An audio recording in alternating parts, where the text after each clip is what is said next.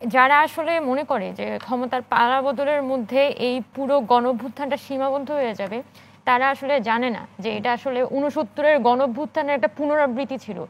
এবং 69-এর গণঅভ্যুত্থানের হাত ধরে কিন্তু 71-এর মুক্তিযুদ্ধ এসেছিল এবং সেটা একটা দেশের জন্ম দেয়। ওই যে জনগণ সে যে রাস্তায় নেমে আসে, এটা কোনো দলের জায়গা থেকে না। আমরা তো ফিল্ডে দেখেছি একদম সাধারণ মানুষ, পাড়ার পান বিক্রেতা একটা চায়ের দোকান চালায়, ও রাস্তায় নেমে গেছে। রাস্তায় নেমে ও স্বৈরাচার স্লোগান দিয়ে দিয়ে মিছিল করেছে। ওই মানুষকে আপনি আবার এই একই জায়গায় র্যাপ আপ করে আনতে আপনার অনেক কষ্ট হবে। আর আমাদের যে জেনারেশন, আমরা যারা ফাইট করেছি, আমি মানে কথা বলতে গেলে আমার আবু সাইদের চেহারা ভাসতে থাকে, তো খুব কষ্ট হয়ে যায় এই আরামগুলো করতে।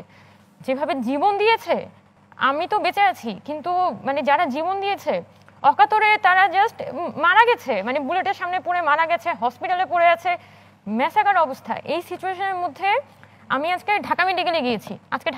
আমি একটা অভিজ্ঞতার কথা বলি, এটা আমি বলতে হবে। একটা ছেলে, ওর বুলেট, ও কিন্তু 5 দিন ধরে মানে মাসেলের মধ্যে বুলেট আটকে আছে। ঢাকা মেডিকেল চিকিৎসা করবে না, ওকে হচ্ছে যে বের করে দিবে।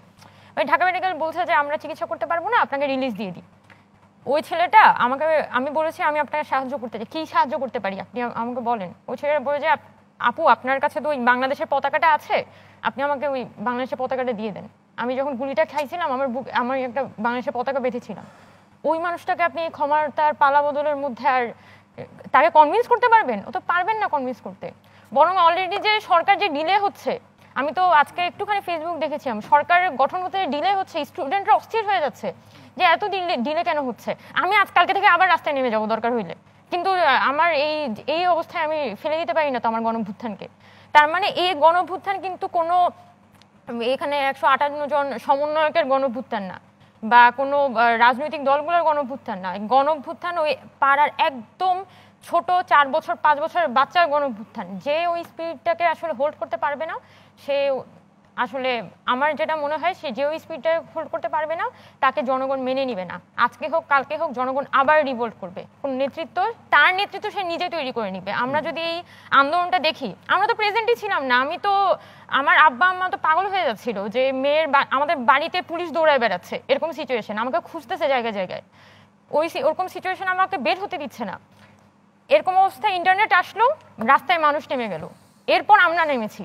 মানুষ বললো যে 1 দফা দিতে হবে, আমরা কিন্তু 9 দফার আন্দোলন করছিলাম। মানুষ বললো যে 1 দফা দিতে হবে, এরপর আমরা 1 দফার ঘোষণা দিলাম। এটা মানুষের গণঅভ্যুত্থান ছিল। এই জিনিসটাকে যদি অ্যাড্রেস করা না যায়, তাহলে ক্ষমতার পালাবদলের মধ্যে এই জিনিসটাকে সীমান্ত থেকে যাবে বলে আমি মনে করি। আর দ্বিতীয় যে ব্যাপারটা আপনি বলছেন যে রাষ্ট্র সংস্কার করতে আসলে কতটা সময় লাগবে, না সময়কালটা তো নিশ্চয়ই আসলে সেটা না, ওইটা তো একটা বিষয়, এটা আসলে মানুষ তো জানতে চাইবে সেই সময় না, কিন্তু প্রায়োরিটির জায়গাগুলো বা সেটার মোডালিটিটা কি হবে এখন এখানে সর্বপ্রথম আপনি দেখেছেন যে আমরা যদি একটু আপনার আলোচনার সুবিধার্থে বলে, আজকে আমরা অনেক জায়গায় দেখছি গণহারে পদত্যাগ করছে। বাংলাদেশ ব্যাংকে এক ধরনের রিভোল্ট হয়েছে, সেখানে গভর্নর পালিয়ে গেছেন, পুলিশের ফোর্স থেকে অনেকে পালিয়ে গেছেন। আবার আপনার বিশ্ববিদ্যালয়গুলোর ক্ষেত্রে দেখছি অনেকে স্টেপ ডাউন করেছেন, এবং অনেক জায়গায় অনেক ধরনের অস্থিরতা দেখছি, অনেক জায়গায় অনেক ধরনের পরিবর্তন হচ্ছে। তো এগুলোতে একটা স্ট্রাকচার একটা নিশ্চয়ই হচ্ছে, কিন্তু তারপরও তো এগুলোর মধ্যে দিয়ে তো নিশ্চয়ই সংস্কারের জায়গা আমরা পৌঁছাবো না। ব্যক্তির বদল হলেই তো আর নিশ্চয়ই সংস্কারের জায়গা আমরা যাবো না। তাহলে বদলটা আসলে কিসের হবে? এখন এখানে পুরো কাঠামোটাকেই আসলে পরিবর্তন করতে হবে। এই কাঠামোটা পরিবর্তন না করলে এই দেশটার আসলে কোনো কিছু ফার্দার করাটা ইম্পসিবল, কারণ অর্থনীতি খুব খারাপ অবস্থায় আছে এবং আমাদের সিস্টেম ভেঙে পড়েছে। এখন আমরা যেটা দেখেছি যে যিনি শেখ হাসিনা পদত্যাগ করেছেন, এর আগে কিন্তু আমাদের রাজনৈতিক ব্যক্তিবর্গ বলেছিলেন অনেকবার যে এটা একটা তাসের ঘর, জাস্ট একটা টোকা মারলে এটা ভেঙে পড়ে যাবে। এটাই প্রমাণিত হয়েছে। শেখ হাসিনা যে মুহূর্তে উনি পদত্যাগ করেছেন, পুরা স্ট্রাকচার জাস্ট একদম ধসে গিয়েছে। এবং এই ঘটনাটাই আসলে গত 15 বছরে বাংলাদেশে তৈরি হয়েছে। এখন আজকে আমরা যে দেখছি যে লেভেলের ভ্যান্ডালাইজেশন হচ্ছে, যে লেভেলের নৈরাজ্য হচ্ছে, এটা শুধুমাত্র এই কাঠামোটা না থাকার কারণেই হচ্ছে।